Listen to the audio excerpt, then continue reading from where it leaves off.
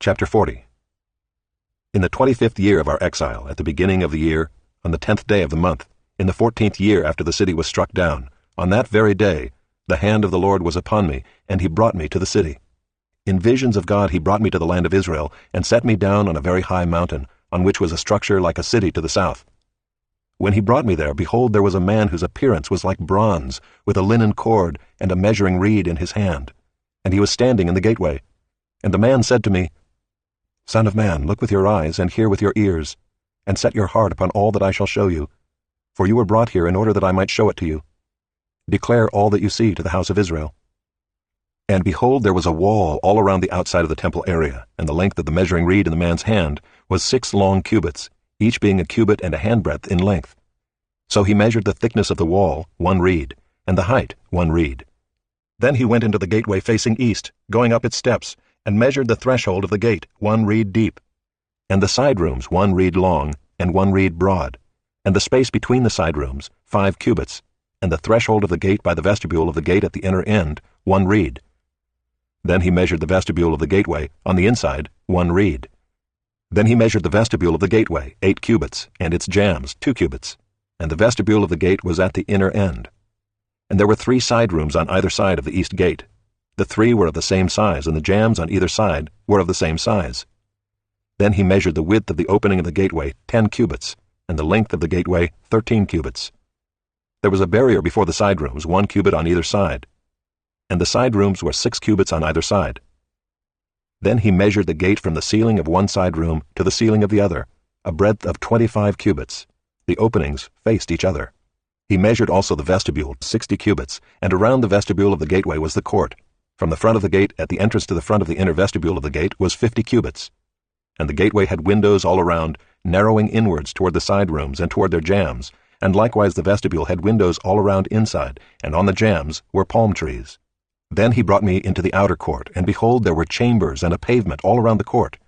30 chambers faced the pavement, and the pavement ran along the side of the gates, corresponding to the length of the gates. This was the lower pavement. Then he measured the distance from the inner front of the lower gate to the outer front of the inner court, 100 cubits on the east side and on the north side. As for the gate that faced toward the north, belonging to the outer court, he measured its length and its breadth. Its side rooms, 3 on either side, and its jambs and its vestibule were of the same size as those of the first gate. Its length was 50 cubits, and its breadth 25 cubits. And its windows, its vestibule, and its palm trees were of the same size as those of the gate that faced toward the east. And by 7 steps people would go up to it and find its vestibule before them. And opposite the gate on the north, as on the east, was a gate to the inner court, and he measured from gate to gate 100 cubits. And he led me toward the south, and behold, there was a gate on the south. And he measured its jambs and its vestibule. They had the same size as the others. Both it and its vestibule had windows all around, like the windows of the others. Its length was 50 cubits, and its breadth 25 cubits. And there were 7 steps leading up to it, and its vestibule was before them, and it had palm trees on its jambs, 1 on either side. And there was a gate on the south of the inner court, and he measured from gate to gate toward the south 100 cubits. Then he brought me to the inner court through the south gate, and he measured the south gate. It was of the same size as the others.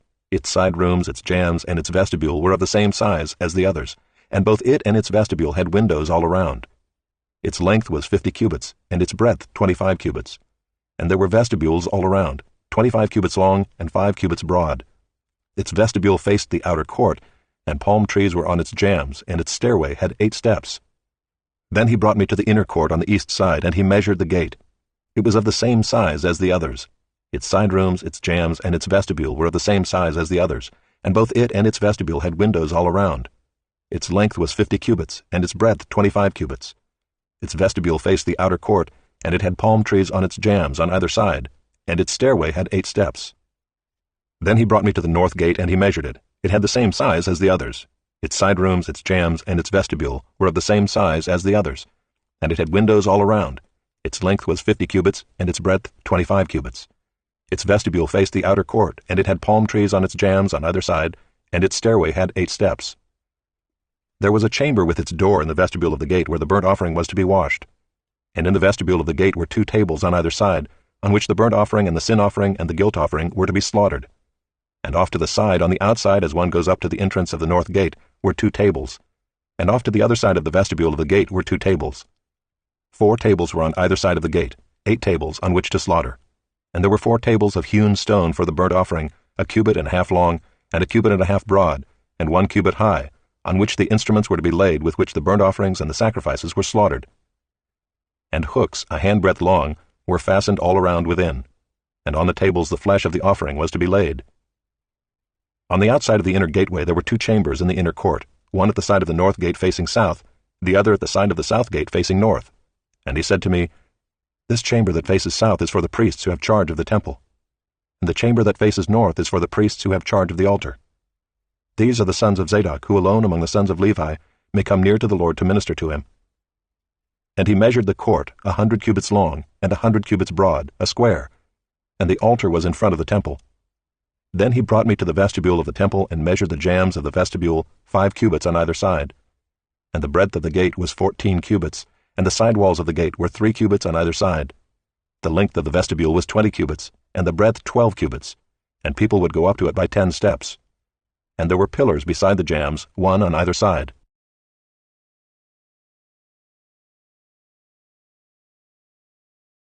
Chapter 41. Then he brought me to the nave and measured the jambs. On each side 6 cubits was the breadth of the jambs, and the breadth of the entrance was 10 cubits, and the side walls of the entrance were 5 cubits on either side. And he measured the length of the nave 40 cubits, and its breadth 20 cubits. Then he went into the inner room and measured the jambs of the entrance 2 cubits, and the entrance 6 cubits, and the side walls on either side of the entrance 7 cubits. And he measured the length of the room 20 cubits, and its breadth 20 cubits across the nave. And he said to me, "This is the most holy place." Then he measured the wall of the temple 6 cubits thick, and the breadth of the side chambers 4 cubits all around the temple. And the side chambers were in 3 stories, one over another, 30 in each story. There were offsets all around the wall of the temple to serve as supports for the side chambers, so that they should not be supported by the wall of the temple. And it became broader as it wound upward to the side chambers, because the temple was enclosed upward all around the temple. Thus the temple had a broad area upward, and so one went up from the lowest story to the top story through the middle story. I saw also that the temple had a raised platform all around. The foundations of the side chambers measured a full reed of 6 long cubits. The thickness of the outer wall of the side chambers was 5 cubits. The free space between the side chambers of the temple and the other chambers was a breadth of 20 cubits all around the temple on every side. And the doors of the side chambers opened on the free space, one door toward the north and another door toward the south, and the breadth of the free space was 5 cubits all around. The building that was facing the separate yard on the west side was 70 cubits broad, and the wall of the building was 5 cubits thick all around, and its length 90 cubits. Then he measured the temple 100 cubits long, and the yard and the building with its walls 100 cubits long. Also the breadth of the east front of the temple and the yard 100 cubits. Then he measured the length of the building facing the yard that was at the back, and its galleries on either side 100 cubits. The inside of the nave and the vestibules of the court, the thresholds and the narrow windows and the galleries all around the 3 of them, opposite the threshold, were paneled with wood all around, from the floor up to the windows. Now the windows were covered, to the space above the door, even to the inner room, and on the outside. And on all the walls all around, inside and outside, was a measured pattern. It was carved of cherubim and palm trees, a palm tree between cherub and cherub. Every cherub had 2 faces, a human face toward the palm tree on the one side, and the face of a young lion toward the palm tree on the other side. They were carved on the whole temple all around. From the floor to above the door, cherubim and palm trees were carved, similarly the wall of the nave. The doorposts of the nave were squared, and in front of the holy place was something resembling an altar of wood, 3 cubits high, 2 cubits long, and 2 cubits broad. Its corners, its base, and its walls were of wood. He said to me, "This is the table that is before the Lord." The nave and the holy place had each a double door. The double doors had 2 leaves apiece, 2 swinging leaves for each door. And on the doors of the nave were carved cherubim and palm trees, such as were carved on the walls. And there was a canopy of wood in front of the vestibule outside. And there were narrow windows and palm trees on either side, on the side walls of the vestibule, the side chambers of the temple, and the canopies.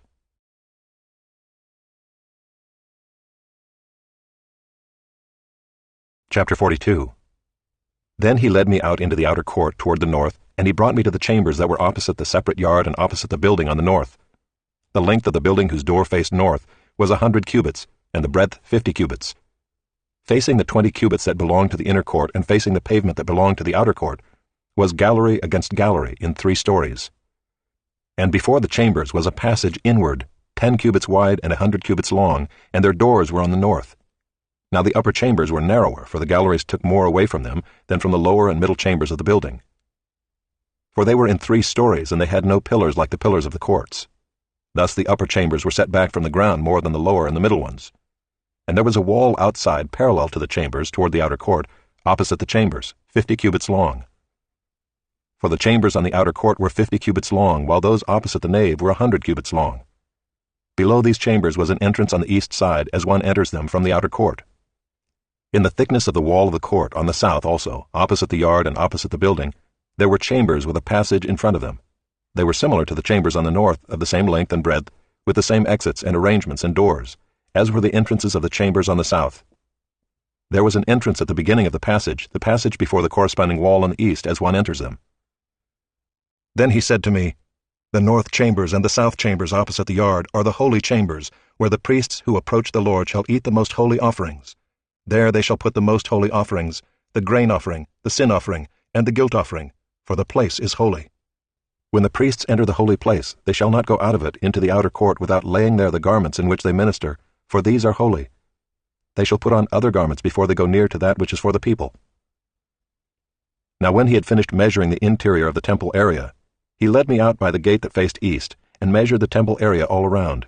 He measured the east side with the measuring reed, 500 cubits by the measuring reed all around. He measured the north side, 500 cubits by the measuring reed all around. He measured the south side, 500 cubits by the measuring reed. Then he turned to the west side and measured, 500 cubits by the measuring reed. He measured it on the 4 sides. It had a wall around it, 500 cubits long and 500 cubits broad, to make a separation between the holy and the common.